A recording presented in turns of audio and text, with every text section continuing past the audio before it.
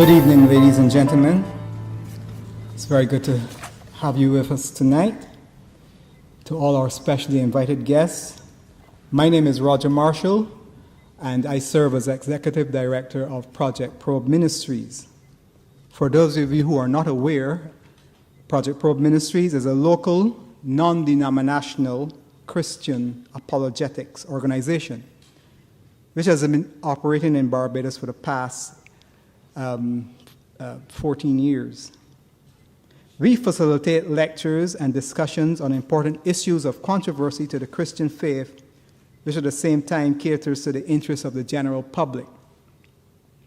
Tonight, under the theme Back to the Beginning, we revisit the subject of evolution versus creation with our specially invited guest speaker, retired Associate Professor of Physics, Dr. Russell Humphreys. Best-selling author John MacArthur, in his book, The Battle for the Beginning, forthrightly said, and I quote, "Thanks to the theory of evolution, naturalism is now the dominant religion of modern society. Less than a century and a half ago, Charles Darwin popularized the credo for the secular religion. Naturalism has now replaced Christianity as the main religion of the Western world, and evolution has become its principal dogma," unquote. A key and very important component in evolutionary theory is the age of the earth and the universe. While biblical chronology, believed by many to be a myth, implies the world is only a few thousand years old, evolutionary theory, believed by many to be a fact, teaches that the world is billions of years old. Actually, evolution needs that amount of time for the supposed evolutionary chance processes to work. If the world is young, there is absolutely no time for evolution to occur, not to mention the many other insurmountable problems against the theory. Over an 8-year period, Dr. Humphreys and a team of 7 other young Earth creation scientists from several scientific disciplines conducted a research project dubbed Radioisotopes and the Age of the Earth, or simply the RATE project.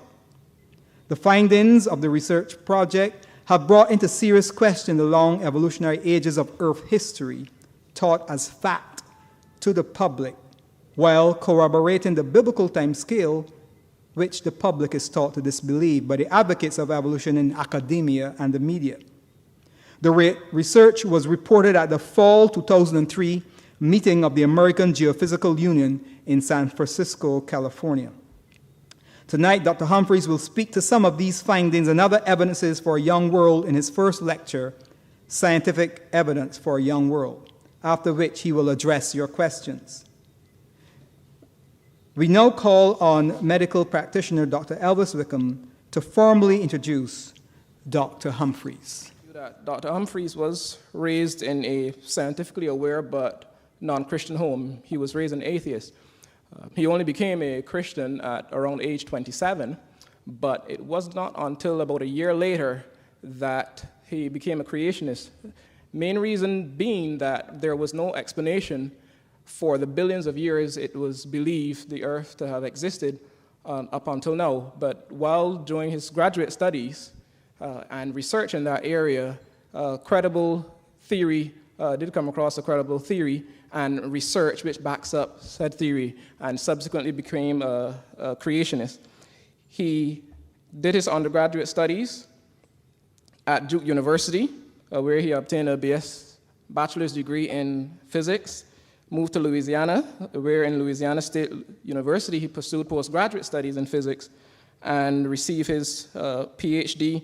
in physics on cosmic rays and ultra-high energy nucleon interactions in 1972, by which time he was a fully convinced creationist due to both biblical and scientific evidence.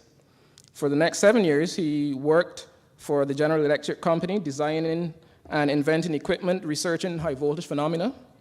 He subsequently worked for a national laboratory in nuclear physics, geophysics, pulse-powered research, and this was in New Mexico, and there he worked for 22 years. He has also been involved with a number of creation societies. He has been a graduate school professor in physics. He retired fully in the year 2008, but continues to do creation research, writing and speaking, mostly on his own, but for creation societies. As I said, if I were to actually go through the number of articles that he has written, we would be spending the rest of the night listening to me, but that is not our point here. It is indeed my great pleasure, because I personally am excited to hear this research, to introduce to you tonight Dr. Russell Humphreys.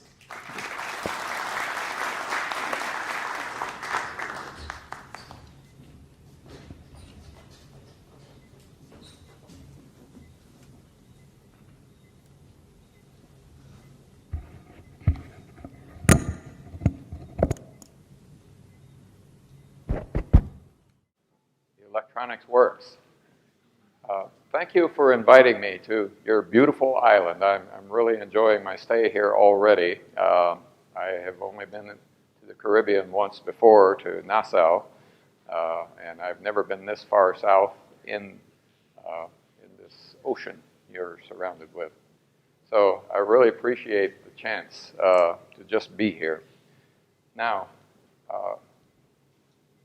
I do want to give you evidence that the world is rather young. And one reason is that a young world makes sense of both scripture and science. And by young, I mean it's thousands of years and not millions of years old.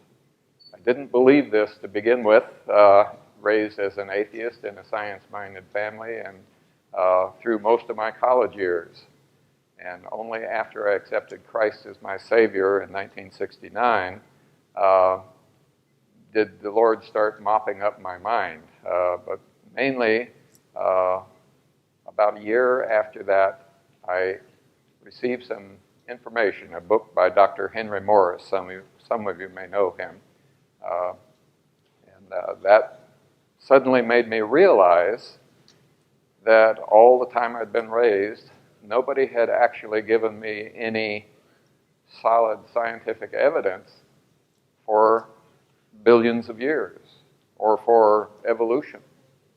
Everyone had just assumed it was true, and so it was in the air. It was sort of like assuming the sky is blue. Okay, nobody questioned it.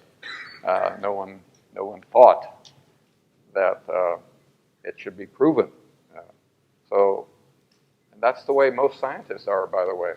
They have not investigated most of the evidence that I'm going to be presenting to you tonight, even though much of it, I'd say most of it, is in the scientific literature. It's just not labeled as being evidence that the world is only thousands of years old and not millions.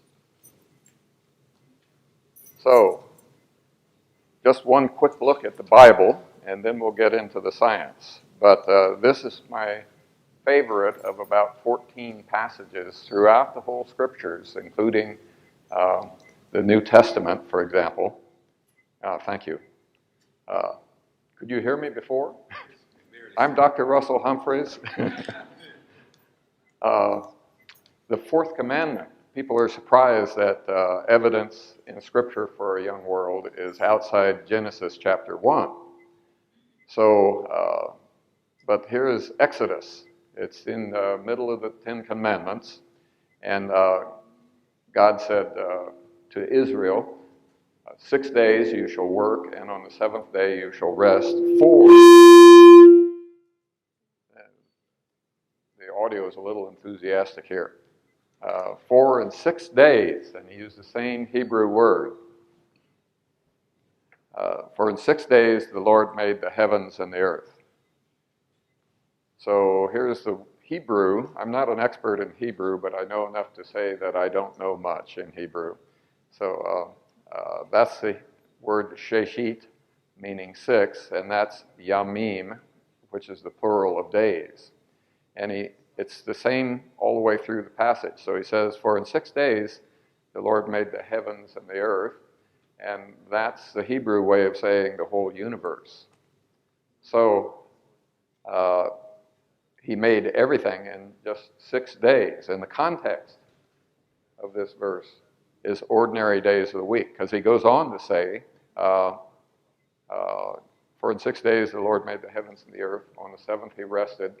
Therefore you, Israelites, Moses was saying to them, you shall keep the Sabbath day holy. And so he was talking about a day of the week. So this is a very powerful verse to me. So because the Bible is so strong about the age of the world, and this is only one of 14 major passages, because it's so strong on this, it's important to kind of nail it down in your mind. So one thing to look at is what he didn't say. And so he didn't use this phrase, this word, olam. It means long time or age, and in the Greek it's translated as aion, which we translate as eon. He didn't say for in 6 eons he made the heavens and the earth. And he didn't say la'elef dor, to the 1,000th generation. That would be about 20,000 years if a generation is 20 years. He didn't use that little phrase, which is often used. He didn't use this phrase here. Let's see, Elifai Revavot Shanim. Elifai Revavot means thousands of tens of thousands. So at least 10 million, perhaps up to 100 million. And those first two words are used elsewhere in Genesis by, let's see, it was Rebekah's sisters who wished that she would have that many children or grandchildren. And but it's not used in connection with days, so or years.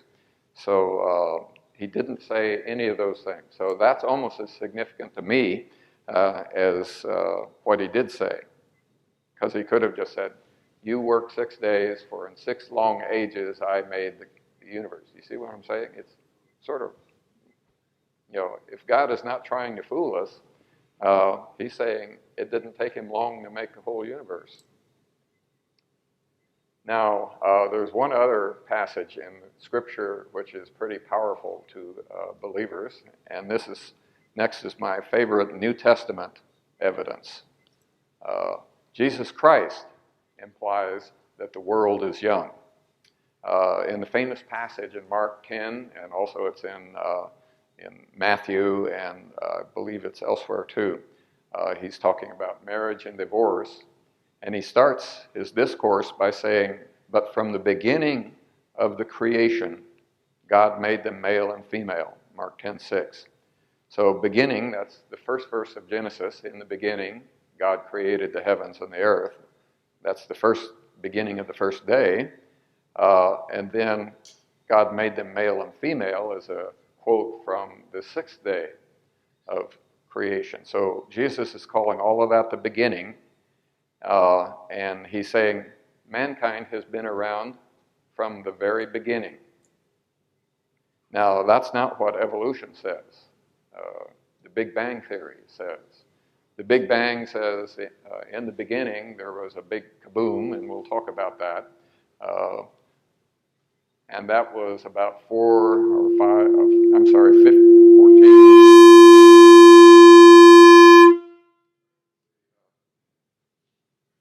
Why is it doing that? Keep an eye on it. Threaten it a little bit. So maybe Satan doesn't want you to hear the next thing I was going to say. So the Big Bang is supposed to be about 14 billion years ago, according to the current numbers. And then about 5 billion years ago, the solar system came into existence, and the Earth a little after that, according to the Big Bang. And mankind, in his present form, they think, did not come along until about 200,000 years ago, which is a tiny fraction of 14 billion years. So the evolutionists would not say what Jesus said, from the beginning of the creation, or from the beginning of the universe, God made them male and female. So there's a big difference. There's a close-up look at the 6th day. There's no room for long ages. This is off, okay, all right. Good. So Jesus Christ implies that the world is young.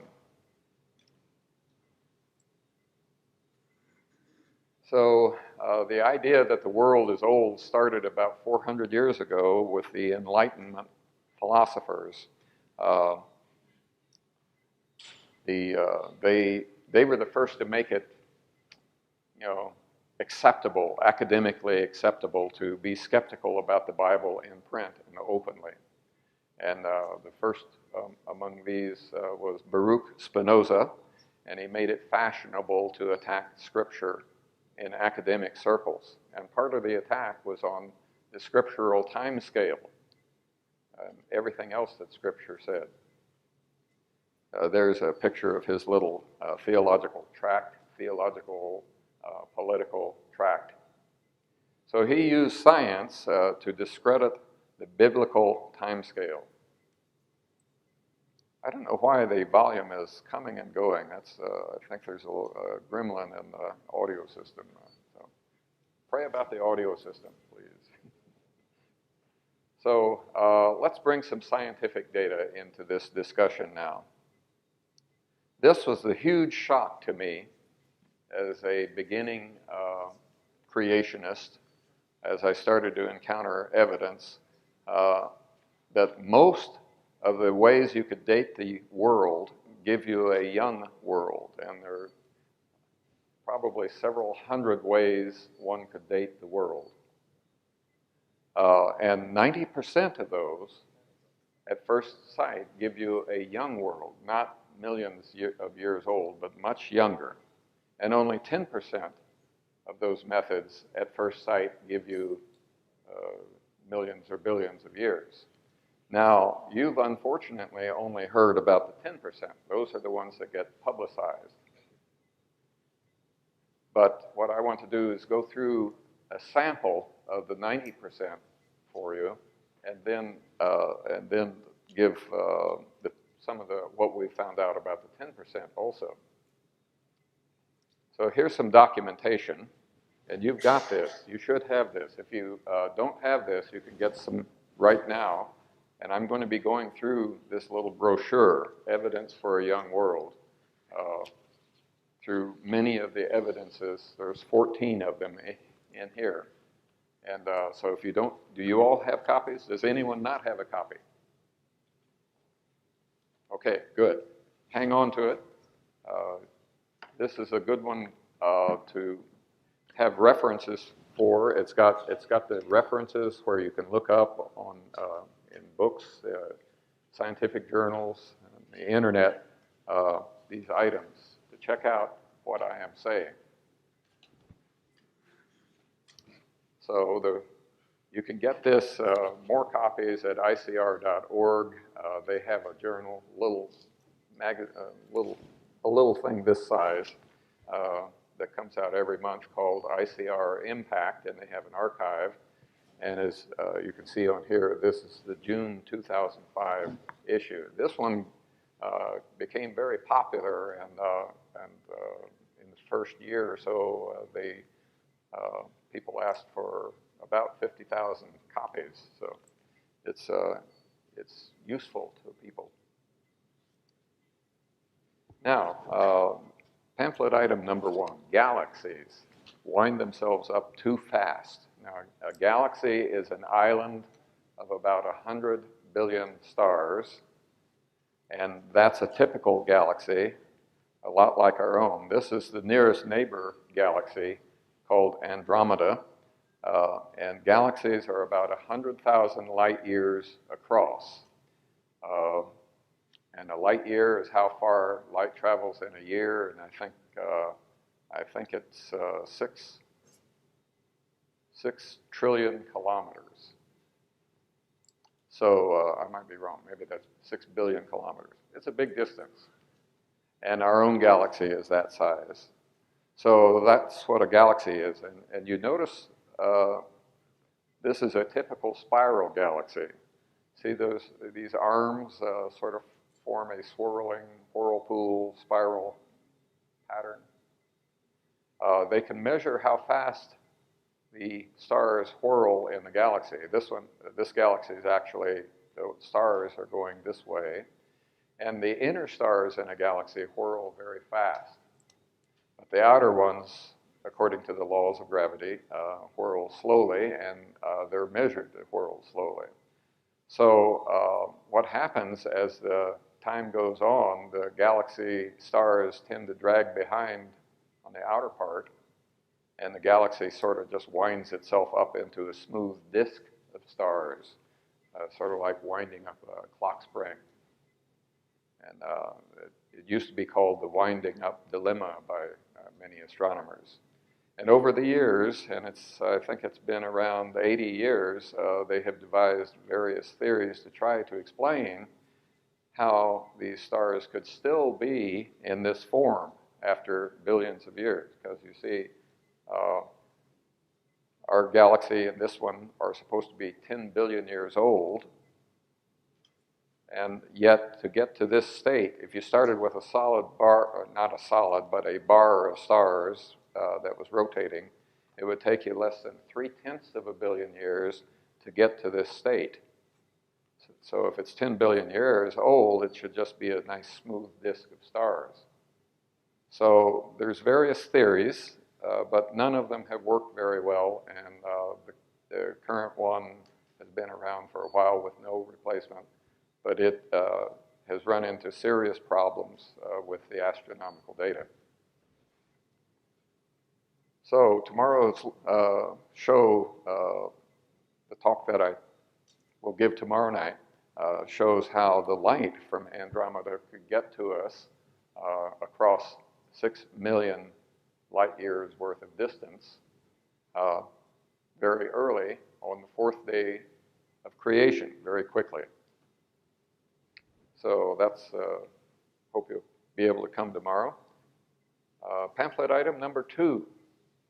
There's not enough star explosion smoke, I call it. The official name is supernova remnants. Here's an example of one, the Crab Nebula. That's dust and gas from a star that exploded. And you can see these supernova remnants they should last about 1 million years, 1 million years. So astronomers figure that we should see about, at the rate that supernovas happen, we should see about 3,000 in our part of our galaxy. And the question is, do we see that much? And the answer is no. We only see about 200. So that implies, very roughly 7,000 to 14,000 years worth, and those numbers change a little. So it's not the 1 million years worth that we should be seeing. So there's something wrong. So maybe things are younger out there. So the next brochure item is closer to home. It's in our own solar system. So let's see. Oh, I haven't finished with this one. Oh, I forgot to mention, yes, there's an update. Last year, Creation Research Society conference in 2014, a fellow named Keith Davies, an astronomer, has pointed out that the same thing is true for our nearest neighbor in the southern hemisphere, small dwarf galaxies called the Magellanic Clouds. They should be able to see those supernova remnants in the Magellanic Clouds, and they don't see nearly as much. They see only thousands of years, not 1 million years worth. So now the next item is in our own solar system. So this is pamphlet item number 3. Comets crumble too quickly. The astronomer Fred Whipple said that comets are dirty snowballs, and when those dirty snowballs approach the sun, the solar wind and light blow back ice. They blow back water vapor and other gases and dust from the comet as it approaches the sun. and also it goes away. And this material never comes back, or most of it doesn't come back to the comet when it swings back out into the outer solar system. It loses material every pass around the sun, about 5% of its material each pass. So depending on how fast they come back, and some of them come back fairly often, they should be fairly young. So they're supposed to be remnants of the ice, chunks of ice that were here 5 billion years ago when the solar system allegedly started. And their lifetime in the solar system, for many of them, the ones that come back fairly fast, 10,000 years. At most, maybe 90 to 100,000 years. Halley's Comet has an astronomical age in the solar system of about 90,000 years. So that's a lot less than 5 billion years, you see. Now, there is a theory, it's called the Oort cloud theory, where these dirty snowballs are way out, maybe a tenth of the way out to the nearest star, really way out there. And it's a spherical cloud. And every now and then there's an interaction or a collision or something that makes one of these snowballs come into the Earth, toward the Earth or toward the solar system. And then it suffers another interaction with a planet and settles down into a smaller orbit. The only problem is they've never been able to make that theory work. And later, there's been an intermediate, not cloud, but belt called the Kuiper Belt, of very large chunks of ice out there at the orbit of Neptune and Pluto. But the Kuiper Belt cannot explain the comets either. There's not enough things in it. So it looks like the simple answer is that the solar system is less than 10,000 years old. Now this is pamphlet item number 4. See, some of these things are not all that hard to understand. You've been buffaloed, many of you have been frightened of science ever since that really boring teacher in grade school and who was pushing evolution to sides. And so you ran away from science ever since. But really science, at the root of it, is just kind of simple stuff, okay? And I think ever since I was a kid, I've thought it's fun. So this is another simple item. Seafloor mud accumulates too fast. So here's a cross-section of the continents and the ocean. And I'll talk about the plate subduction in a moment. Rivers carry mud with them, as you know, and they enter the ocean. And geoscientists have added up how much mud there enters. These are not creationist geoscientists, but seculars. And 20 billion tons of mud per year. And if you spread that mud all over the whole ocean from the continental edges uniformly, the mud would be about 400 meters thick. Okay, so that gives you an idea of how much mud is there. Now, there is a way that that mud can get out of the ocean, and that's by this plate tectonic subduction. So subduction is just Latin for leading under. These plates, these big plates all over the Earth, are moving very slowly at centimeters per year. That's as fast as your fingernail grows. And if it could carry all of the 400 meters out with it, just sort of drag the mud out with it, then that would get rid of about 1 billion, maybe 2 billion tons per year.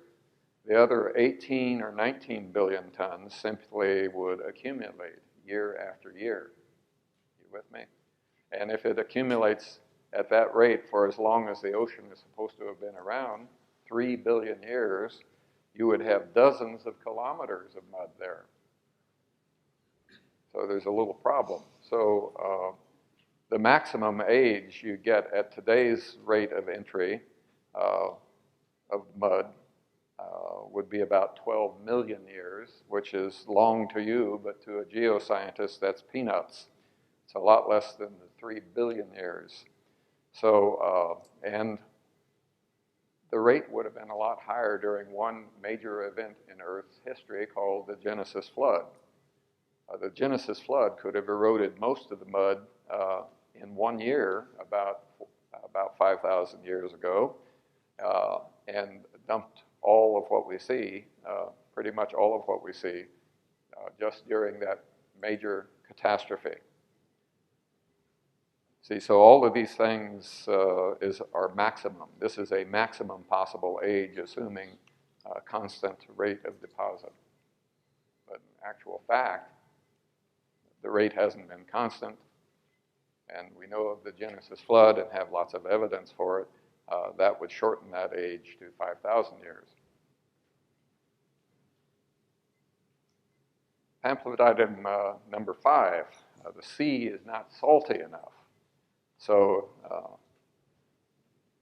those same rivers that carry mud into the ocean also carry dissolved salt and sodium and chlorine and other materials from those rocks that get weathered. And so geoscientists have measured how much goes in. The sodium that goes in is about 450 million tons per year. So that's the input. And geoscientists have known what I'm going to talk about is a problem, and they've known that since the 1930s. So they have sought for ways to get sodium out of the ocean. And all they've been able to come up with is about 120 million tons per year. So the rest of this, that would be 330 million tons, would accumulate year after year. So over 2/3 of the sodium that goes in stays in. So Dr. Steve Austin and I did a technical paper on this. For those of you who are into the creationist literature, there's a international conference on creationism that we wrote this up, and there's also a website. I don't know if that's in this art here or not, where you can see an archived version. But the bottom line of this is that the maximum age, assuming the slowest possible inputs according to evolutionists and the fastest possible outputs according to evolutionists, and assuming no salt in the ocean to start with, the maximum age would be 62 million years.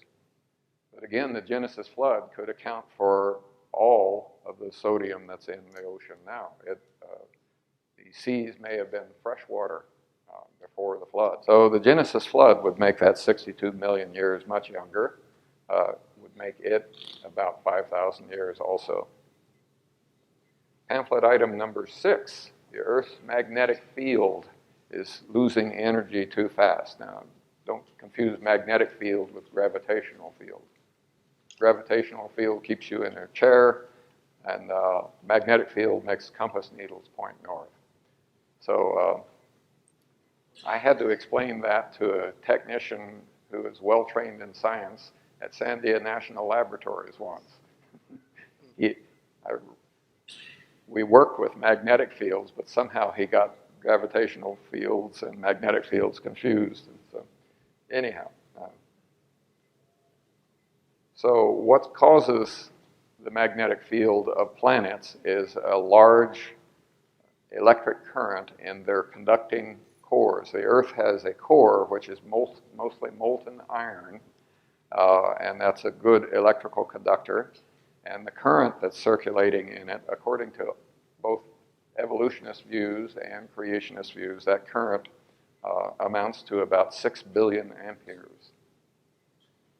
But electric currents have to run through real conductors. This is not a superconductor in there. This is a metal, molten metal with electrical resistance, and that wears down this current. So you could think of it like a flywheel or a spinning bicycle wheel. The electrons are represented by the wheel spinning, and friction slows down the spinning wheel. Okay, if you took your bicycle and put it upside down and just spun the front wheel, friction would slow that wheel down. Well, the friction is also slowing down those electrons in the Earth's core, and we can measure how fast it's losing its energy. The field has a certain amount of energy, or you could think of it as the energy that you could extract from the electrical current, but you can measure the strength of the field as it gets weaker and weaker year by year, and we have done that. And so at the rate that it's losing energy now, it loses about half its energy every 1,400 years. Now, so if you go back in time 1,400 years, it would be twice as strong as now. Another 1,400 years, twice as strong as that, or 4 times stronger than now. And you can't go very far back before you get to levels of current that are just unreasonable. They would start melting large parts of the Earth if you go back millions of years. So that limits, unless there's some way that the Earth can make that current, restore that current and keep it going. So the other side has a theory called the dynamo theory, and they've been trying for nearly 100 years to make one or another dynamo theory. Dynamo is your word, or the English word for electrical generator, which is the American way of saying it. But somehow they're hoping that motions of that fluid within the core will somehow maintain or make up for those electrical losses. And I did a review paper of this a few years ago for a creationist conference. And it looks like they still haven't found it. They've just got sort of like hand-waving theories, okay, but they don't really work. And they've been trying for 100 years. So in the absence of some way to maintain that current, it means the current couldn't have been going on very long, and certainly not a million years. The maximum age you get if you extrapolate back just smoothly to some reasonable level is about 20,000 years. However, we have evidence that the Earth's magnetic field reversed its direction about once every day. For during the year, all the fossil layers were being laid down during the year of Noah's flood, creationists think. And the other side doesn't have a theory for how those reversals would happen, since they can't make a regular dynamo theory work anyhow. So, but we do have a theory, and that says that each reversal would chew up some energy. So it would lose energy faster than it is losing energy today during the Genesis flood. And the age could be as low as 6,000 years. Now, a new ebook has much more: Earth's mysterious magnetism and that of other celestial orbs, like the other planets in the solar system, several moons, our own moon, asteroids, meteorites, stars, the sun. There's magnetic fields, large magnetic fields in all those bodies, or there were, and there's evidence that they did have strong fields. And it's by me and a good engineer, co-author, who's a very good writer. And he took about 30 years worth of technical papers on these subjects by me and digested them down to something that's very readable and has no equations in it at all. So it's actually, I think, a very good contribution. So that's going to be available at the Creation Research Society website, their bookstore, creationresearch.org. And it may be also soon available at other creation websites like creation.com and others. So, pamphlet item number 8. Now, this is something that's been happening over the last decade or so. A new item, and I can just give you a little sample of what's going on. It's very exciting, and it has made a lot of biologists buy into the idea of a young world. Biological material mutates or decays too fast. According to secular literature, under the very best of conditions, DNA in something that's dead should be completely gone after about 10,000 years. You know, the DNA in our nuclei. So DNA is sort of a not very strong molecule, and it can fall apart easy. And the only reason it doesn't do a lot of damage to us is that God designed in repair mechanisms that continually repair our DNA. So mitochondrial Eve, some of you may remember her from the date that they put on the first woman, whom they sort of jokingly named Eve. But they could look back from the mutations in the DNA in these little mitochondria in our cells. They're not the nuclei, but they're little energy capsules. We inherit them entirely from our mother, and they traced her back, and they assumed a certain theoretical rate of mutations, and they got the date of 20,000 years ago that she existed. However, when they started doing experiments on the actual rate of mutation, they had to shorten that rate. And in the journal Science, they actually said it could be as low as 6,000 years.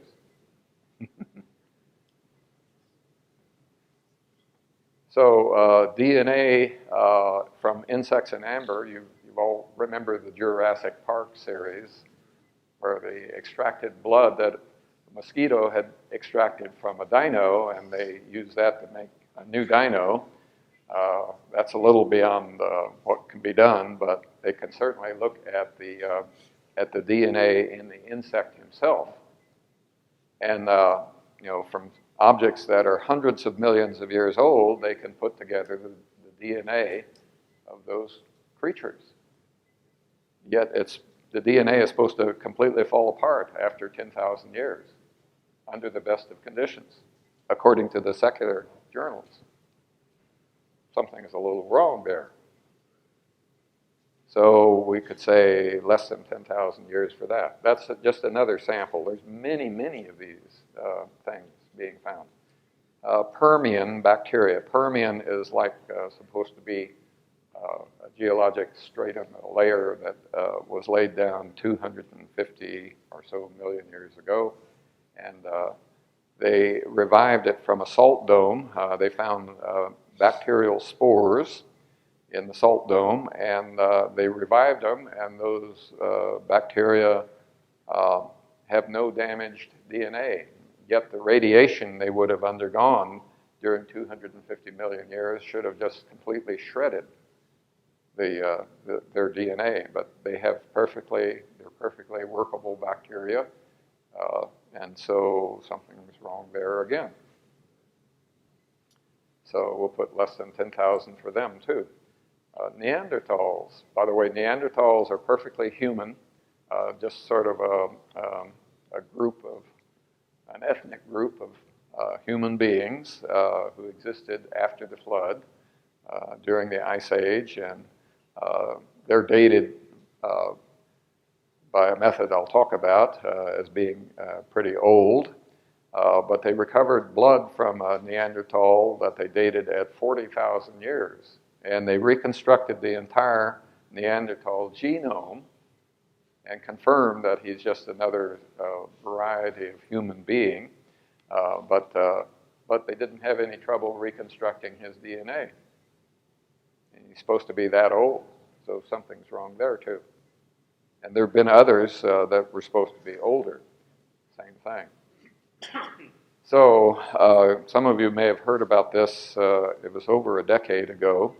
A T-Rex bone found in Montana. They found in the marrow of the T-Rex big thigh bone these things, dinosaur blood cells. They're still red, you notice. They're not brown. And like blood cells you find in bone marrow, they have a little dark nucleus. You can see that in some of them. And the blood vessels that these were in were still preserved. And when they stripped away the stone from around the bone, the minerals, let's say, from around those blood vessels, they were still stretchy and rubbery. And yet they're supposed to be 70 million years old for that particular dino. And this is not an uncommon occurrence. So we'll put less than 10,000 years for dinos. And more dino blood cells and soft tissues in the journal Science. That is not a creationist journal. It's a very prestigious evolutionist journal, 12th of June, 2005. And that's just one of the things being found. Now, this issue of the Creation Research Society Quarterly, it's a quarterly scientific journal, has a whole issue devoted to this stuff. It's called the iDino Project. We looked at a Triceratops horn and extracted soft tissue from that horn and published in a secular microscopy journal. So the guy who did that was fired by his university for publishing something pointing to a young dino. So, but lots of things in that issue. Among the other things is carbon-14 dates on dinosaur bones, and I'll talk about that. But lots and lots of stuff about preserved tissue, preserved flesh in fossils. Now, things that old, if you had an uncooked chicken leg bone and you put it in your refrigerator and you left it there for 70 million years, you think any of the flesh of the chicken bone would be left. So that's the problem that the people who are doing, like the lady who was one of the contributors to the dino red blood cells, the T-Rex blood cells. She's been accused of being a clandestine creationist. She vehemently denies it, says she's a Christian, but she's a theistic evolutionist Christian and believes in the millions of years. So she and others have been working on ways they could preserve those things for 70 million years. And thus far, they don't really have a good working theory. But this issue discusses her theory and some of the other theories and the evidence against it. So where you get this issue, the Creation Research Society Quarterly, soft tissues in fossils, half-life, the half-life of that soft tissue is thousands of years.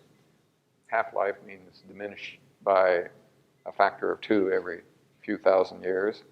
And then there's carbon-14 in fossils, and I'll discuss that more.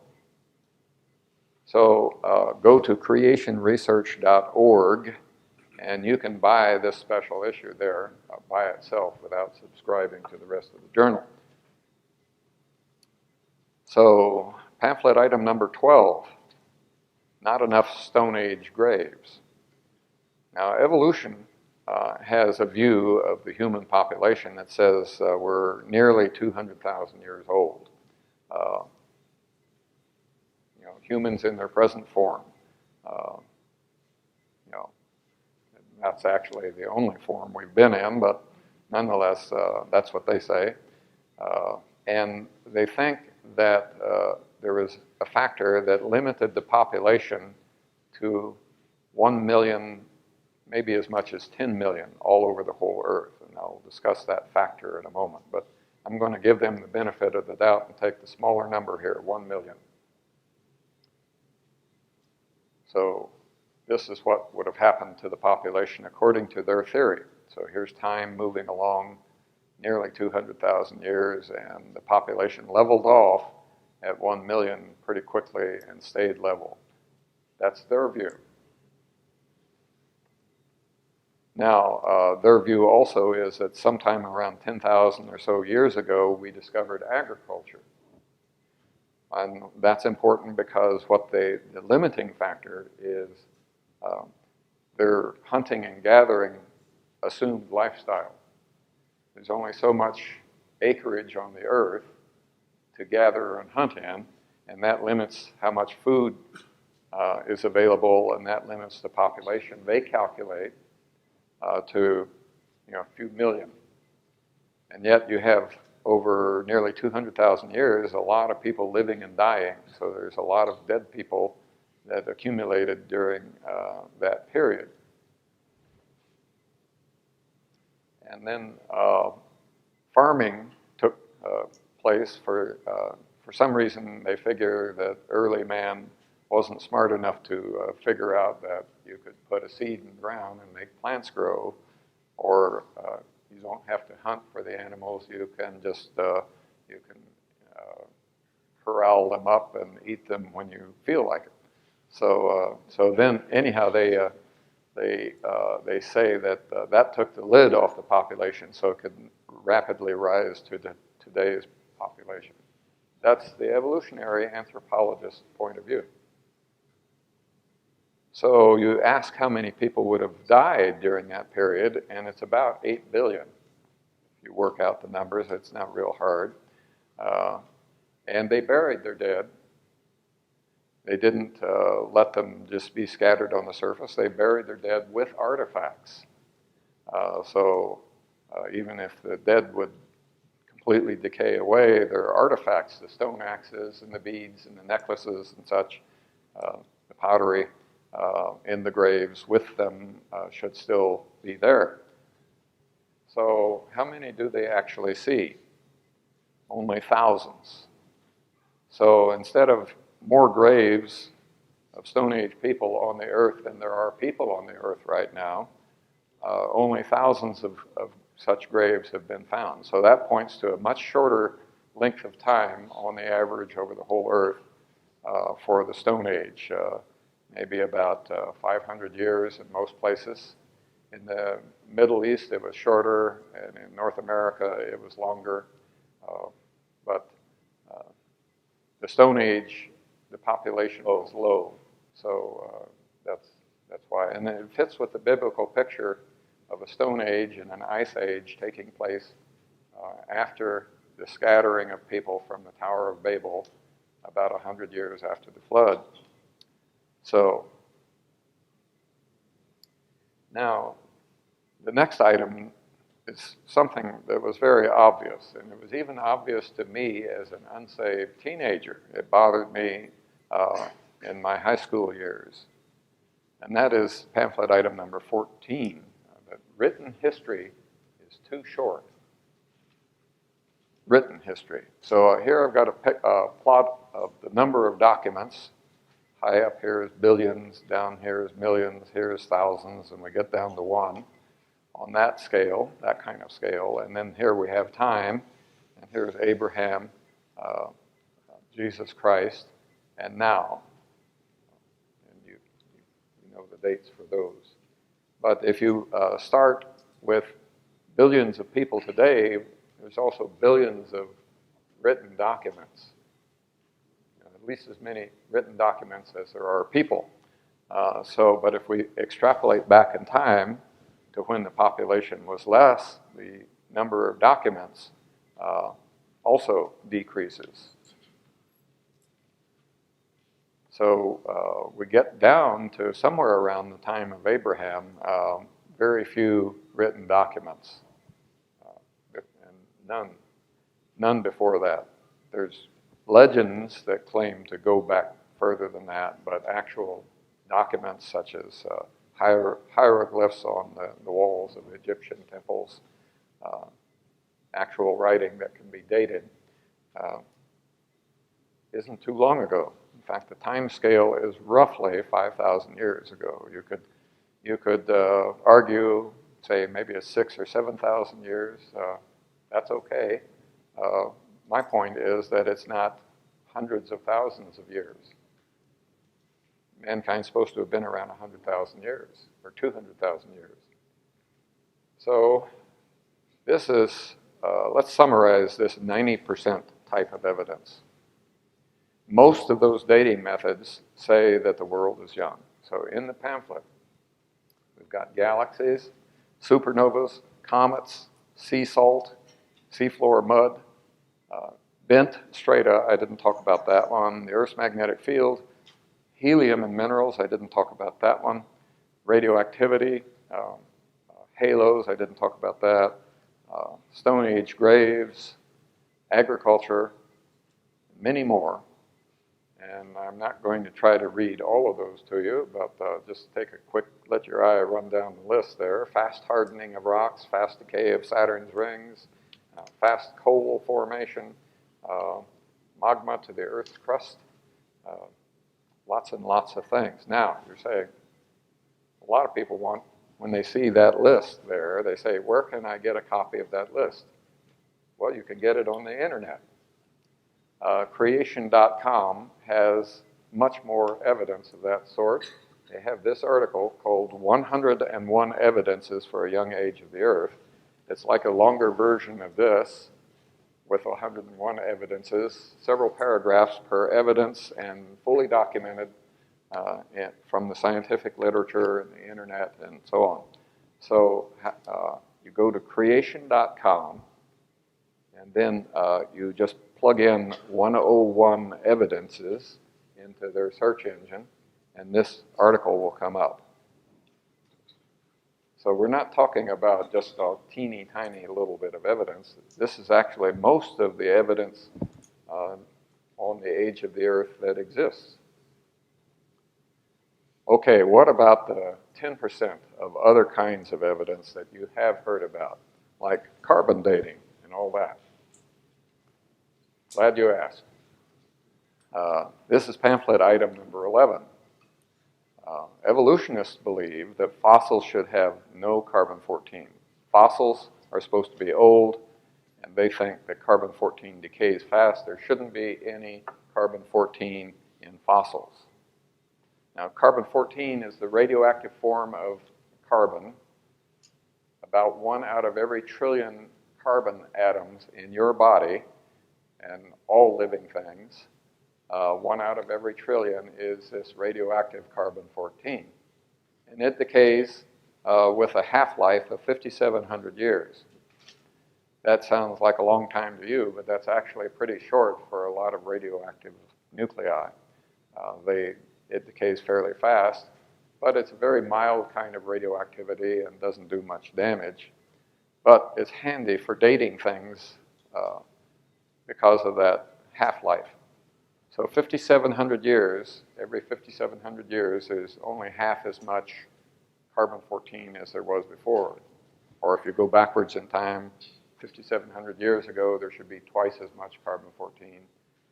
And say 12,000 years ago, 4 times as much. And you can work back in time. There should be half as much about 6,000 years ago, and a quarter as much as today, 12,000 years ago. And if you work back in time, you can't go very far back before you reach a point where there's not a single carbon-14 atom left in the fossil. So no carbon-14 that would be detectable, certainly, after about 250,000 years. You with me on this? I mean, people's eyes start glazing over when you say carbon-14 and half-life and radioactivity and all that. So, but if you can stay awake, you can impress all your friends with your newfound knowledge here.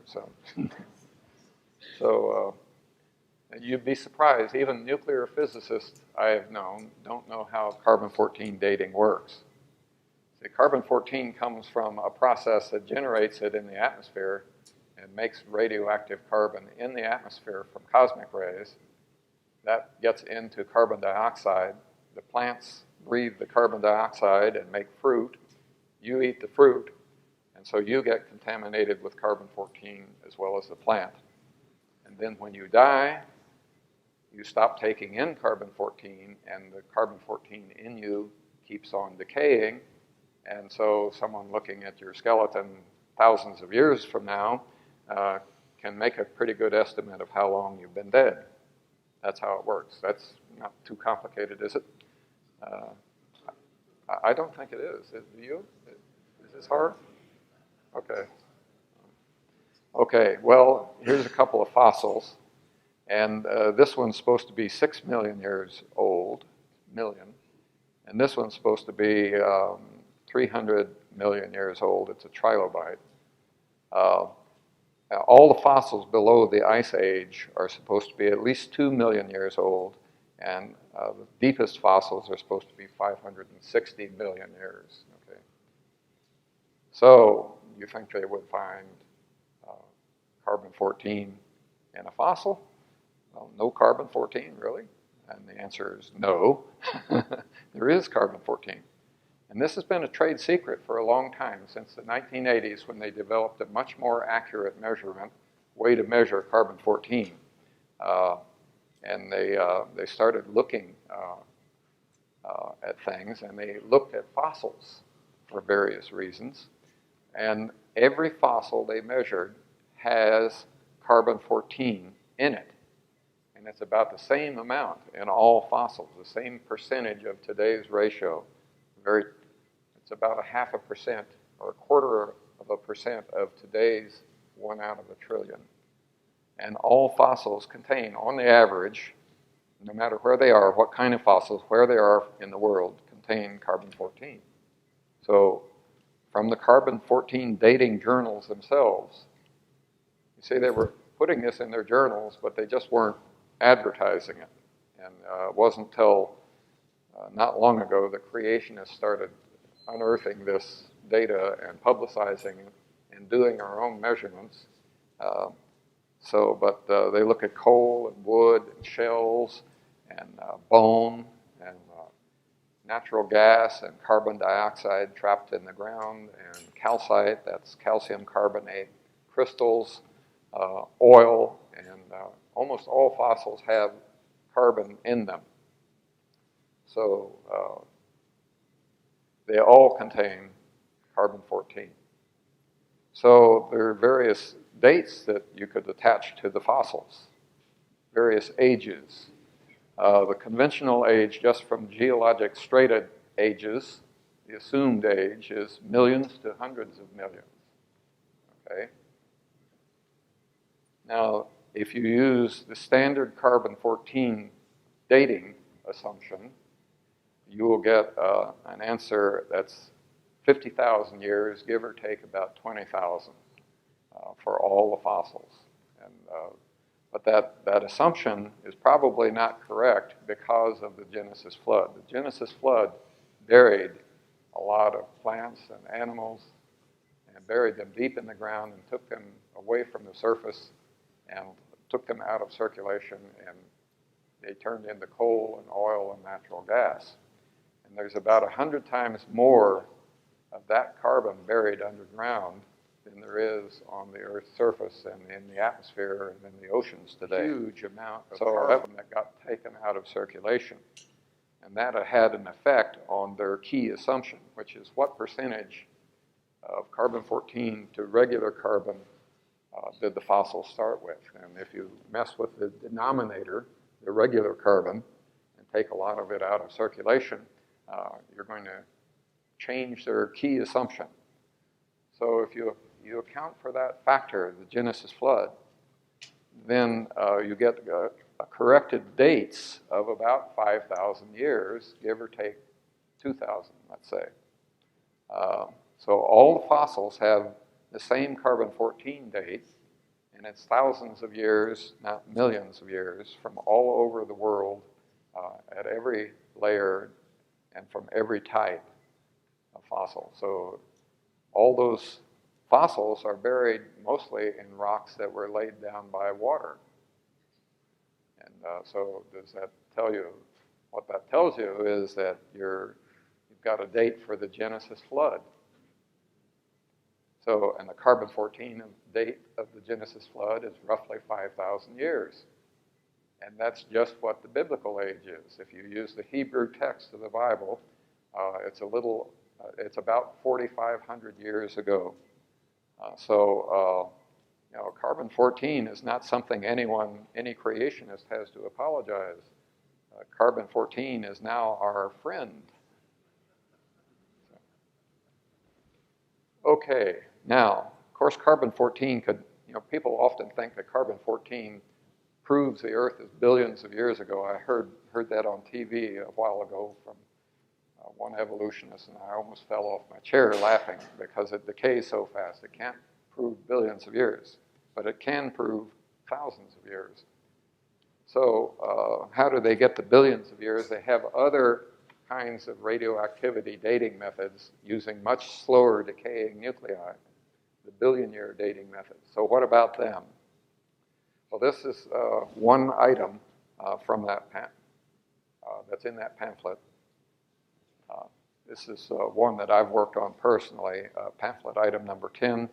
Helium leakage from radioactive minerals deflates billions of years. We looked at borehole samples from a borehole in New Mexico near Los Alamos National Laboratory in the USA, 3 miles deep, and they extracted, for various reasons, samples of this borehole of this granitic rock that was very deep within the earth.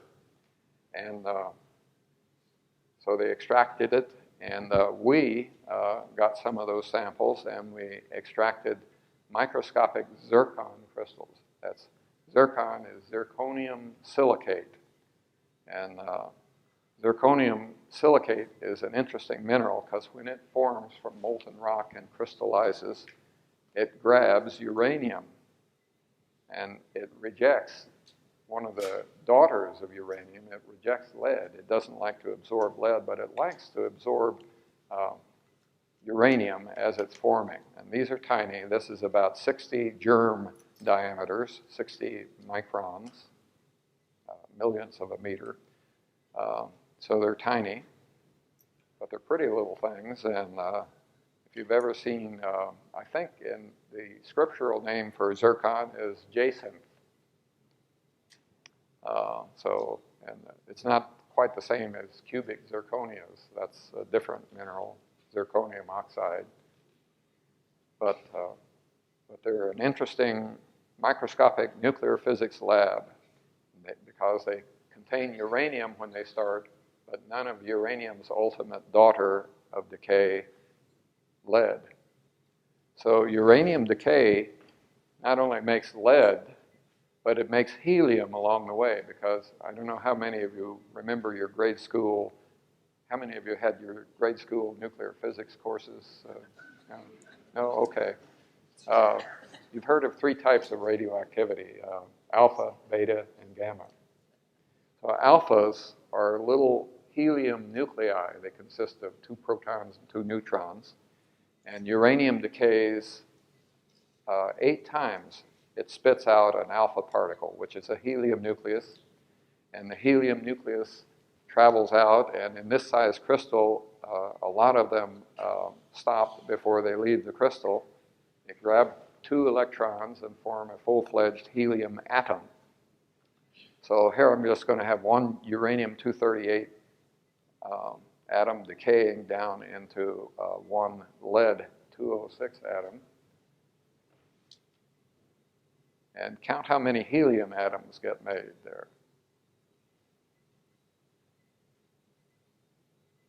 So one uranium decaying to lead, it makes how many helium atoms? 8. That's right, 8 helium atoms. And about half of those would be trapped in this size zircon, 60 microns. So we know, if we know how much lead was in the crystal, we know it didn't start with any. That's been proven experimentally that they don't absorb lead when they start. So if we know how many atoms of lead are there, we know how many helium atoms were originally deposited in the crystal. Okay. Now, helium can leave the zircon. Oh, by the way, the Los Alamos people dated these things just from the uranium and lead. They got an age of about 1.5 billion years, okay? At today's rate of decay of uranium-238 down through all these stages to lead-206, it would have taken about 1.5 billion years to get the amount of lead that they see, okay? That's how they get the billion-year ages. That's one example. But the helium, let's think about the helium. Helium can leave the zircon. Much helium, though, is still in the zircon. So here I've got a plot, just a chart, the depth in miles going from half a mile down to 2.5 miles. And it gets hotter and hotter as you go down there, starting at half a mile, it's about 95 degrees centigrade. And all the way down there, it's 277 degrees centigrade. As hot as your oven turned on full blast, I guess. It's really hot down there. And I'm going to show you what percentage of the original helium that was deposited we still found in the crystal. Up here, 80%, here, 58%, 42, at that, 27, 17, 1.2, finally down to 0.1. So the hotter the crystal gets, the less helium is kept. And that's perfectly consistent with a process called diffusion, where helium can leak through solid crystal structures. And the hotter the structure is, the faster the helium can leak out. So some helium leaked out. And how fast did the helium leak? Well, we want to see. We did an experiment. We commissioned an experiment with a well-known expert evolutionist. We didn't bother telling him we were a creationist group. And when they found out about that, when I told them, they were very mad. But they told us, they measured the leak rates from the actual crystals that we used. And the bottom line is that helium leaks out so fast that the zircons have to be very young. So we looked at how much was left, so we knew how much had been lost. We had a measurement for the losses, and then the laboratories measured leak rates, and we divide that into the losses. Yeah, the math is really more complicated than that, but that's the bottom line of it. You get about 6,000 years, plus or minus 2,000. The actual number was 5,800 something years, and 1,999 on the error bars, so I rounded those off. But that's the date we got. So we basically invented a new way to date the same crystals. Other than using the uranium to lead method, we used a helium leak method, and we got a much younger age than 1.5 billion years. In other words, helium leaks out of those crystals so fast that after 1.5 billion years, there wouldn't have been any at all. So those crystals are young. So there's a technical book that documents this and other projects we have that are just as exciting, but the carbon-14 and the helium projects are part of this radioisotopes in the Age of the Earth initiative, and this is volume 2, and this is a very technical book. Okay, don't tackle it unless you love techie stuff. Okay, but it's online for free if you want. At icr.org. That stands for Institute for Creation Research, but just type in icr.org/rate, R-A-T-E.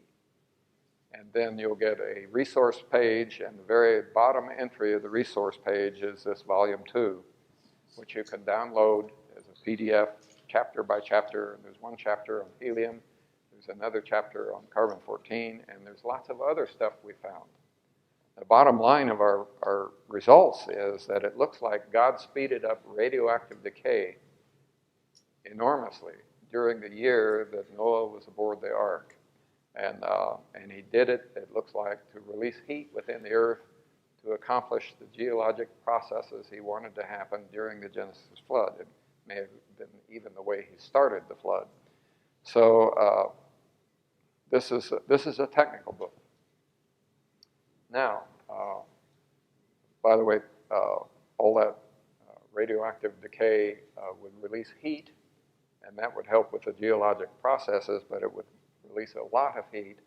And and some people consider that a major problem, but chapter 2 of that book discusses that heat problem. And we're still working on a lot of different aspects of this work, this research. But there's a new layman's book, actually it's been out for a while now, and a DVD that explain the rate results, and you can find this on a lot of creation websites, thousands, ... not billions. And the author is Don DeYoung. He's a really good science writer, very readable.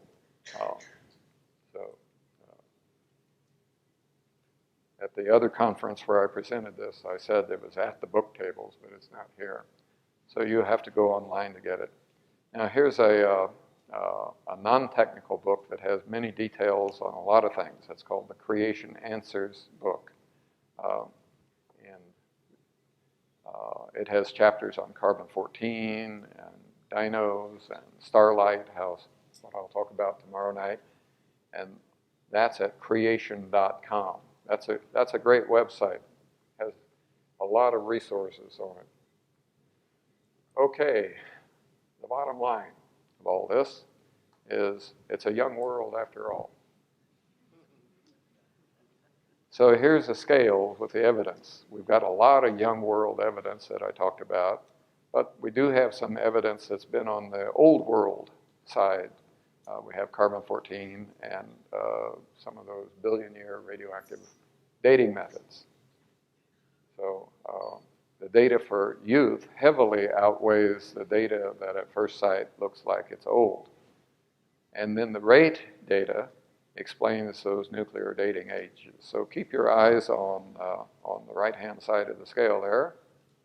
Carbon-14 shifted sides. And the other data we're working on taking right off the scale. So we think we've got a really good case, scientifically speaking, for a young world. Why am I telling you this? I want you to trust the Bible. If you can trust the time scale of the Bible, that's the most questioned part. You can trust the Bible, and it becomes a direct connection between you and God, and you don't have to have some expert tell you that it means something other than what it really means. So that's why I'm presenting this data to you. So remember that one verse, Exodus 20:11, for in 6 days the Lord made the heavens and the earth. Thank you very much for your attention, and I think it's going to be time for questions now. So.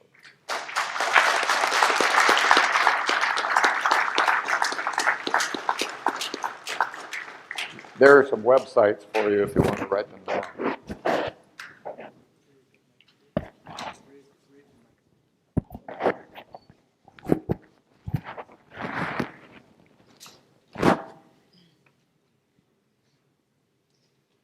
Well, thank you very much. I hope you enjoyed that presentation by Dr. Humphreys.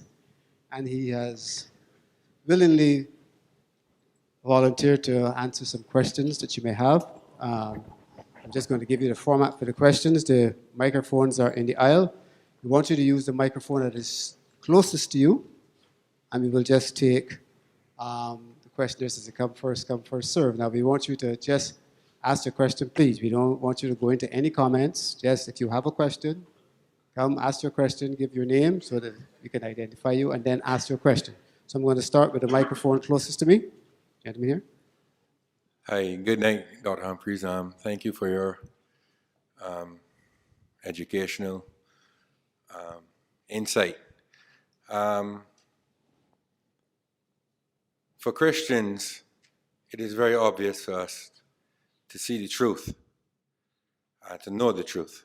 You yourself said as a young man you were an atheist, and I'm presuming that the further you dug into your physics, the more you realize that it is design and not chaos. I'm just wondering, I mean, I know the answer is obvious, but I want to ask you. In the States, actually practically in the West, evolution is being taught as fact. And what is happening is it's deceiving the young mind from very young. Actually, I think most of the schools in Barbados now are actually teaching evolution itself, even Catholic schools. So children come up being very confused. We know that the enemy is the prince of the power of the air. So he controls media, TV, everything. I would like to know what you think can change the course of history, where most of us in here tonight are probably Christians. And there's not many, I might be wrong, but there might not be many people coming out here and challenging you from a scientific perspective without being a Christian. Where do you see the future and the course of what the Bible says about a young creation? And where do you see the scientific community embracing what you're teaching here tonight? Okay. Well, it's kind of hard to answer, but there's one course of action I would first like to recommend. And that is in our Christian schools that we teach creation science. I went to a radio station, and there was a Christian school right next to the studio, and the kids were very enthusiastically studying whatever they're studying.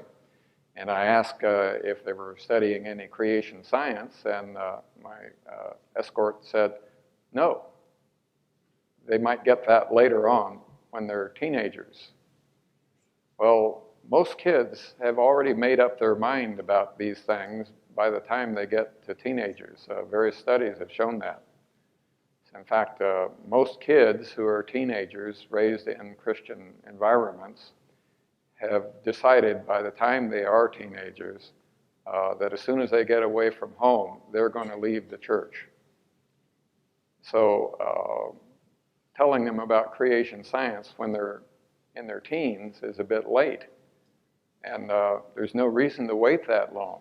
I would like to see Christian schools teaching creation science, real science, the kind of stuff I taught here, maybe simplified. I've taught this same stuff to 4th, 5th, and 6th graders in public schools in the U.S., and they like it. In fact, they're among my smartest audiences. I think there's something that happens to a teenage mind when the hormones hit, and some people never recover. So, but anyhow, so if you have any input with your creation, with your Christian school teachers and principals, tell them that they should not avoid this subject. You see, they're avoiding the subject because a lot of Christians don't believe the world is young. And some of them get very angry if you try to tell them that. And so the Christian schools, just like a lot of Christian pastors, generally avoid this subject. They don't like to take a stand on how old the earth is, according to the Bible. You'd think they'd be the first to say, the Bible's very clear, it's young. But they avoid the issue, and so do the Christian schools. So one thing I think would make a big impact is to teach creation science in grade school. And don't be afraid of giving lots of science. Kids just love science. I just happen to be one that never stopped loving it, so I'm still a kid at heart. But anyhow, that's what's going to happen is anybody's guess in the scientific world. Some of the biological evidence about DNA, the complexity of the genome that the biologists are discovering, is that there's evidence that many of the former evolutionist biologists, especially the younger ones who can still change their minds, are secretly becoming at least what we call intelligent design theorists. They believe that there was some kind of intelligent designer behind all this complexity in life. But the evidence about the youth of the genome shows that life hasn't been around that long itself. And that's also starting to make a dent in many biologists. So, but I don't know how far it's going to go. There's a natural bias, I remember having it when I was an atheist toward denying this kind of evidence, denying the Bible. Because, you know, when you're not a believer, you'd much rather not have some God up there making the rules, telling you what to do. You know, you'd much rather do what you want to do. And so there's a natural bias. So I don't know what's going to happen. Okay, next question. Gentleman over here. Yes, good evening. Joseph Scott. A very well presented discourse. However, I would like to challenge you on this document here, the one that says that begins with Abraham at 5,000 years. There is a lot of recorded history pre-Abraham. Pre-5,000 years. Pre-5,000 years. Well, you may remember I said, and the dates for recorded history depend on carbon-14, and that depends on assumptions. No, I'm talking about historical data. I'm not talking Yeah, about well, how do you carbon-14. get... I cannot go on Okay, carbon-14 with you, right? let me put it this way. I said when I presented that you could say that it was 7,000 years, and I'll say now you can say it was 10,000 years. Because I'm close at 10,000 years right now. Now, if you're talking about... No, wait. If it's 10,000 years of recorded history, what happened to the other 190,000 years humans in our present form were alive on the planet, according to the other side? No, listen, I'm not dealing with that convoluted element of scientists getting into all that. I'm just saying that we cannot start at Abraham. It does not start with Abraham. It starts before Abraham. That's all I'm saying. Hold a minute. No, I'm having trouble with Bajoran, Bajan accents. What I'm questioning here, or what I'm calling into question here is that your history begins with Abraham. From what I'm seeing here, your history begins, the world's civilization begins with Abraham right here. Right? I'm saying that if you look at Egyptian history, Abraham came onto the world stage around 1675 BCE. Egypt is already in our 13th dynastic period, which is 4,100 years prior to Abraham. So what's the earliest Egyptian document dated at? Before that, if you go back to study the papyrus of Anai and stuff like that, you will get way past, a long time past. And you're not even... No, give me a number. A number. But at least it's 4,100 years prior to that. We know that it's 4,100 years prior to Abraham. I'm sorry. What's the oldest Egyptian document that can be dated? But those would be... And what is the date on it? I cannot give... I'm not trying to badger you. Yeah, I'm just trying to get it clear. What do you think? I'm going to stick for that before the 100-year period because that's what the research that I've done so far.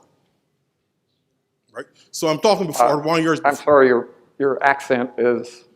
I'm missing about 80% of your words. Yeah. Okay. So could you say it slowly and just make it simple? Oh. What is your main point? The main point. What is your question?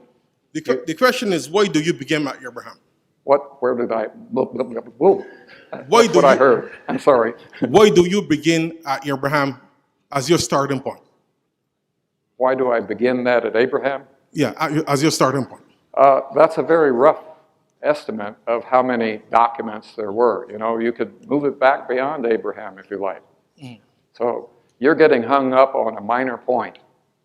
You can move the document back to your earliest Egyptian pharaoh, okay?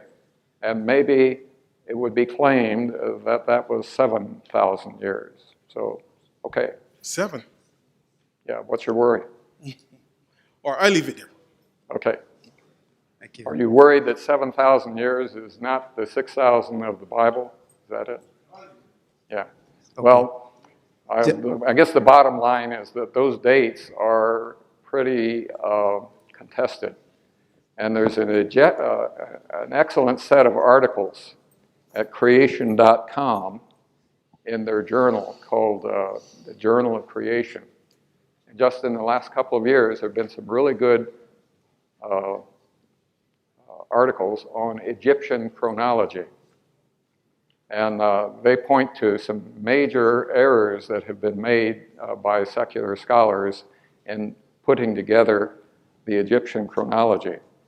So those dates that you see in history books attached to pharaohs are highly questionable. And it's still a matter of great debate, not only among creationists, but among secular scholars, just how to correlate the Egyptian chronology with the biblical chronology. I hope that kind of covered what you're talking about. So next. Yeah, before you begin, though, let us just stick to the questions. If you have a question, ask your question, make it as clear as possible, but ask only your question, please. Okay, my name is Kevin Brown. Here is my only question. I recently read a book called Big Flood, Big Faith, and I don't know if you've heard of that book. No. Okay, the author was proposing that a meteor hit the Earth. He was proposing that Noah's flood occurred because of a massive cataclysmic event that obviously God would have brought about. And he gives certain models as to, not to get into that, but I just wanted to ask you if you heard about it and if you think a theory of the meteor hitting the Earth, if you think is a plausible theory for Noah's flood and the impact it would have on, I see you mentioned something about the temperature of the Earth and certain things like that. Yeah. I just wonder if you could elaborate on that a bit. Thanks. Well, the answer is yes, I think it's a plausible theory, and there are a lot of creationists I respect who depend very much for their theories of what caused the flood on meteor impacts, okay? I like another theory, but that's okay. Yeah. Gentleman here. Hello, excuse me. Hi, good night. Name is Tevin Brown. I already know the answer to this question, but just for the benefit of those who might not know, I would like if you could speak briefly on why it is I can't believe in both the Bible and evolution together, as in saying that God would have caused evolution to happen or use evolution as he means by which he brought man about. Let's see. There are these Christian believers even who are evolutionists, and you're asking what would bring us together or something? No. I'm asking you to speak on why it is is it right? Is it biblically possible that God could have used evolution to create the world or to bring about the modern world that we see today? Yeah. If you didn't have the Bible, you could maybe imagine that God used evolution.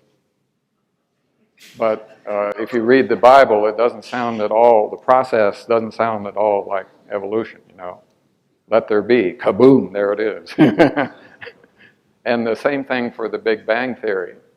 A lot of people don't notice this, but the order of events in the Big Bang, and that we're talking about physical evolution versus biological evolution. But the order of events in the Big Bang is contrary to both, is contrary to the order of events in the Bible. And also the events of the days of creation, if you wanted to say each of those days was an evolutionary change, that order is not right. For example, you have, let's see, when the fish and sea creatures come along on the 5th day, and the birds come along on the same day. But the plants have come along long before this, and they're land plants, whereas evolution says that all life should have started as plants in the sea, and then you get land plants, and then you get land animals, or sea animals, and then you get land. Anyhow, the order of events in Genesis doesn't fit biological evolution or physical evolution, either one. So I would say that's my problem with the theistic evolution idea. Good evening. My name is Thomas. My question here has to do, in fact, I have two questions.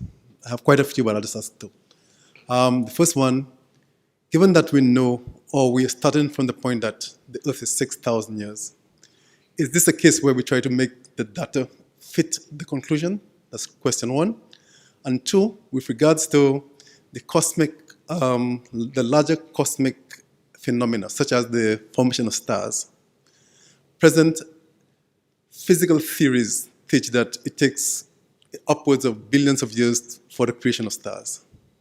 How do you reconcile that 6,000 years with the formation of the Earth? Oh, well,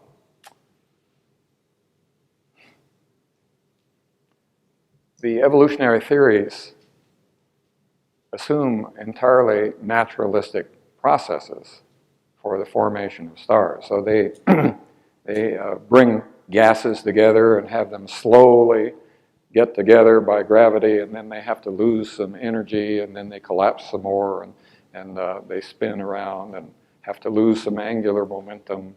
And there's a whole series of processes and several stages along those processes. There's sort of a hand waving. Every evolutionist acknowledge this. They say you could have a protostar, but getting from a protostar to the next stage, we don't know how that happened, et cetera, et cetera. So there's some iffy questions in that imagined naturalistic process. But we don't know that the star is formed by that process. It may simply be that God said, I want a star, here it is, kaboom. That seems to be the way he made everything else in Genesis 1. So the answer is, how do we know how long it actually took the actual stars to form? And that gets you away from evolutionary theories. And the only information that we have happens to be in Scripture. So I'll talk more about this problem in the Big Bang Theory on Saturday. But there's a huge problem there in assumptions. If you assume that everything was once nothing, and then it gradually became something, that's still a huge miracle, okay? So it's not much of a step to say maybe there was nothing and then suddenly, kaboom, there was something. You see what I'm saying? So it's all just. This is question two. What about question one? Question one had something to do with 6,000. Question one was really, are you trying to make the observations fit the preconceived conclusions? Am I trying to date? Oh, are you trying to make the evidence fit your conclusion, really? No. For example, that helium date that I got, I was as surprised as anyone when it came out close to 6,000 years. It was 5,700 and something years was the average for all the crystals that we had looked at. And the spread on it was 1,999 years. I remember that. So I was as surprised as any of that. I didn't make that data, and it's in the rate book. The data is in that chapter of the rate book. So same thing for the Earth's magnetic field. It points to 6,000 years, but I'm not trying to make it fit 6,000 years. That's the way the data comes out. So, yeah.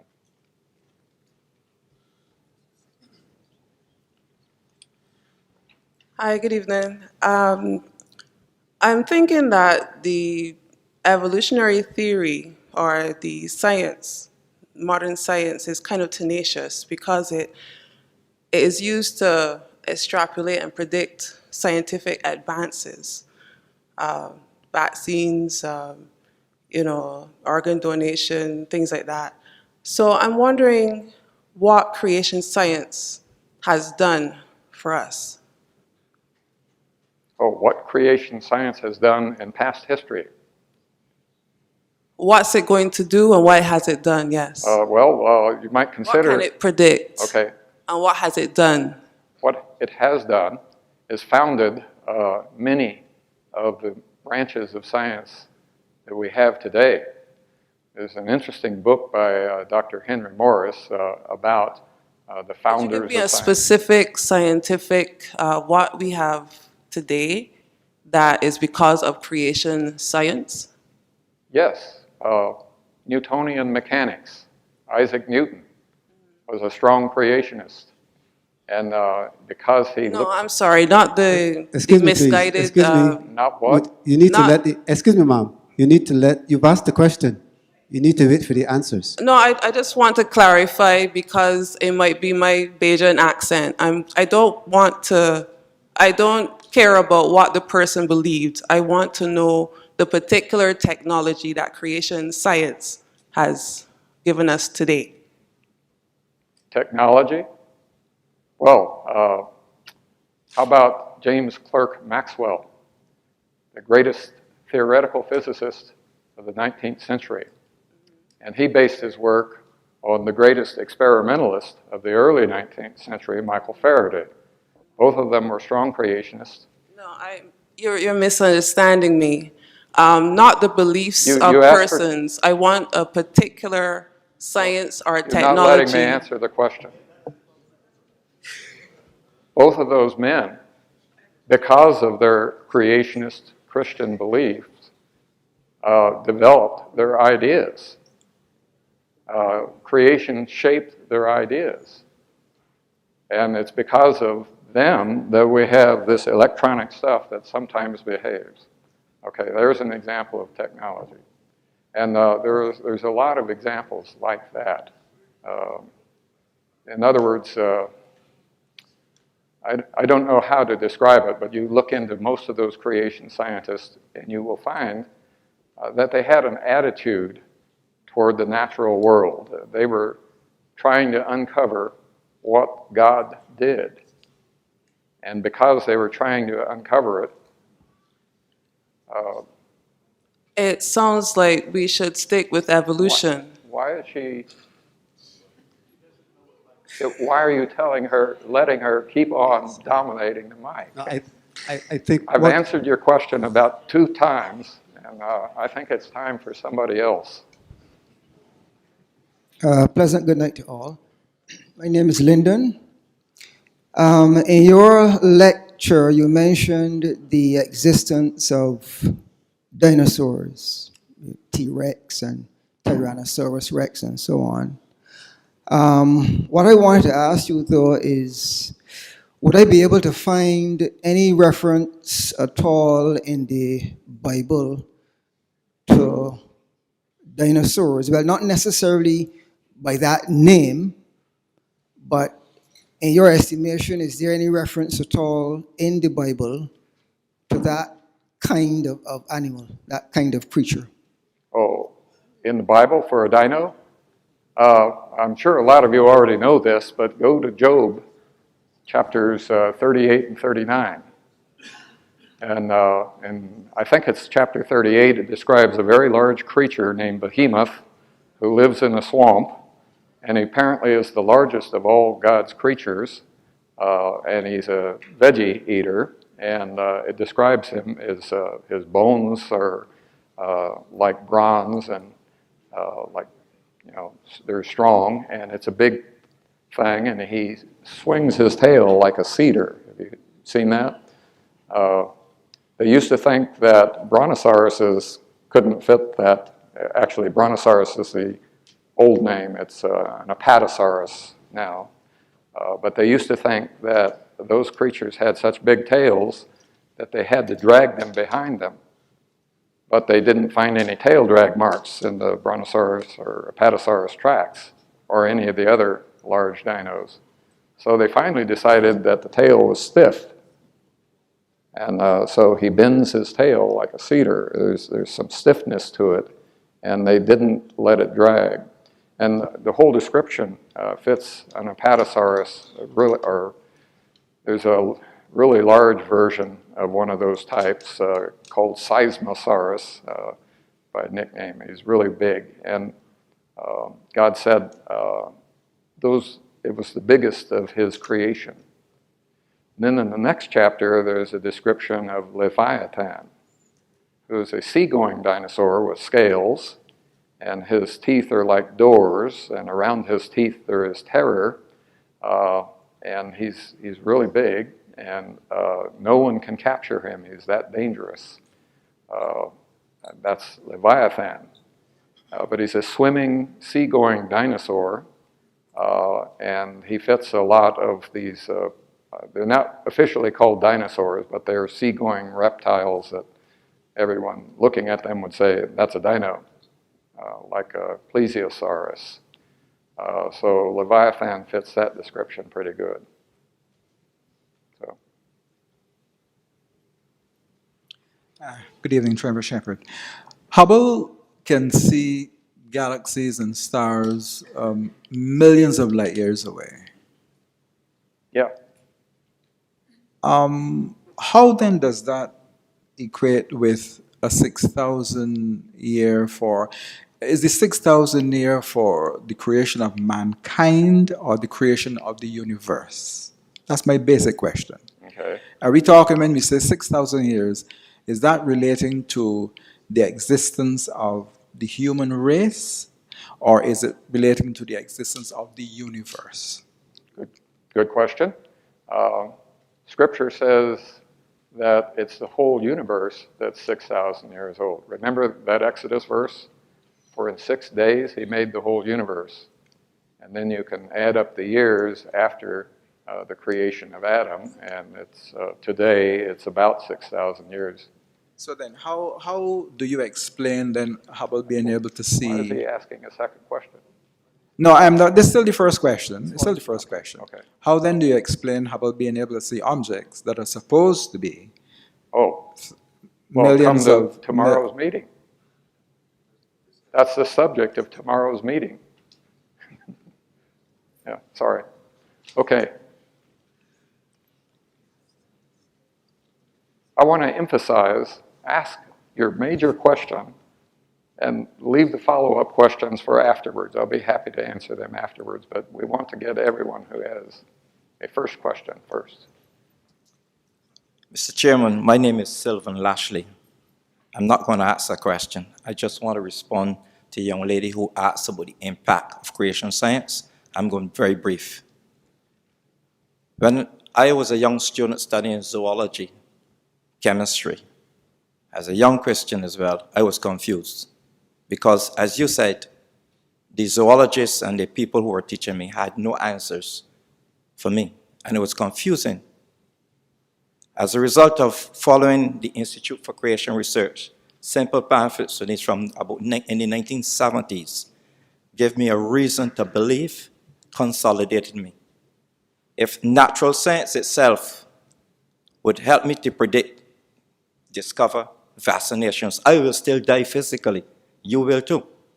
But what I found about the Institute for Creation Research and creation science, it gave me reason for faith, order. So when I study my atoms and my protons and my neutrons, and I see order, and I see the diversity in nature, it impacted my life. So for the last 45 years, I was teaching chemistry, still teach chemistry in Barbados. Many doctors, engineers, and so on. And I pass on with the same dynamism of solidity, of faith. So I see it this way: science and scripture make sense. And so instead of just having physical life, creation science helped me to observe and practice even eternal life. I pass that on to my students wherever they are, in whatever condition. And a couple of years ago, when I was probably given up for dead, serious operation, major operation, doctors, professors, all the students who I've taught passed through hospital and look at me. Last year ago, I said, no, my solid faith in the God who controls the atoms and the neutrons and the protons. If science is going to do anything, it has to impact my life, your life, all the theories and hypotheses will go to earth. Thank you, sir. Good. You've stimulated me, and that's very good stuff. Thank you. But you stimulated me to think of a case where evolution hindered science. And that was, you may remember a long time ago that people talked about junk DNA, that most of the genome was supposed to consist of junk that was acquired during these millions and billions of years worth of evolution. So the geneticists who were solid evolutionists didn't look at the junk to see if it had some function. But now, over many years, we've discovered that the so-called junk all has perfectly designed functions. And that was found out by creationists who thought that God wouldn't make junk. Okay. So that's sort of an example of creation and evolution at work in science, and how actually having the wrong idea in your head about how things got here affects what you look for. Okay. Okay, our final question is coming from over here. Hi, good evening. So you've explained what you've explained strictly from a Christian perspective, particularly as it relates to the God of the Bible. However, I do know that particularly as it relates to the Islam God, Allah, whatever it may be, that they also have conducted their own scientific versions, their own investigations, and have actually stated that the Holy Quran is the answer to everything and have actually put the numbers to it. What I want to know is, as far as the Bible is concerned, and as far as other religions and their scientific findings are concerned, what makes you think that yours actually holds the most virtue over any other type of religion who would actually come with their sense of truth and their sense of veracity? Okay, let me just give the Quran as an example. I'm told, I haven't, it's been a long time since I read the Quran, and I read it as an unsaved young man, but I'm told that the early parts of the Quran say to treat unbelievers nicely, and the later parts say to treat them by killing them. Is that right? There is something to be said about, death to the infidels, yeah. But there's parts of the Bible that say that too. That's right. So the early part of the Quran says to be nice to them. The later part says to kill them. It's sort of a contradiction, don't you agree? As stated by the Bible as well, yes. So I understand that the Quranic scholars have long ago decided to take whatever the most recent pronouncement by Muhammad was, and that will be the one they follow. And they seem to be acknowledging then that the early pronouncements conflict with the later pronouncements. Now, the Bible is not like that. The Bible is consistent from one end to the other. Because I spent a long time looking at the alleged errors. As a new believer, I wanted to know, so every time some skeptic came along and said, oh, there's contradictions in the Bible, I said, well, okay, fine, give me one. And often they didn't know of any, but some did come up with them. So I spent a long time, and I got books on the subject from skeptics and looked for the contradictions. There were no contradictions. I couldn't find any. So the Bible, I think, is unique among those books. At Duke University, before I was saved, we had a required course on world religions. So that's when I read parts of the Quran, and I read part of the Bhagavad Gita, and Buddha's writings, and all of that stuff. And even then, I formed the opinion that this other stuff in the other world religions, this was an unsaved, non-Christian, atheistic young man. I just was not impressed with that other stuff. It just seemed like a hodgepodge of contradictory ideas. So the Bible is not like that. So that's one very good reason for sticking with the Bible as your basic picture of things. Okay, is that the last? Thank you very much, and thank you all for asking your questions this evening.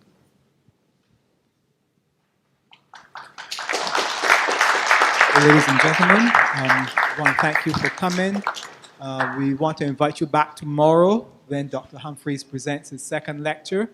If the Earth is young, 6,000 years old, then how can we see starlight from billions of light years away? So how can we see starlight, distant starlight in a young universe? That's tomorrow night's lecture at 7. We want to thank our sponsors tonight who have made this all possible: Sun Power Hot Water Systems, Design Innovations, Rainbow Tours and Taxi Service, SDC Inc., Wolverine Ice Limited, Mount of Praise Wesleyan Holiness Church, White Park Wesleyan Holiness Church, Shekinah Wesleyan Holiness Church, Todd's Church of the Nazarene, Bank Hall Church of the Nazarene, Gallimore Church of the Nazarene, and all those who support us significantly at a personal level. Thank you very much.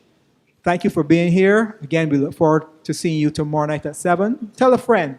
And Saturday night, we have a panel discussion between Dr. Humphreys and Mr. Ricardo Small, president of the Barbados Astronomical Society. Are there better cosmologies than the Big Bang? That will not be here. That will be at the Nazarene Church in Gallimore at 6:30. The doors are open for you to come. It's all free. Look forward to seeing you again. Thank you.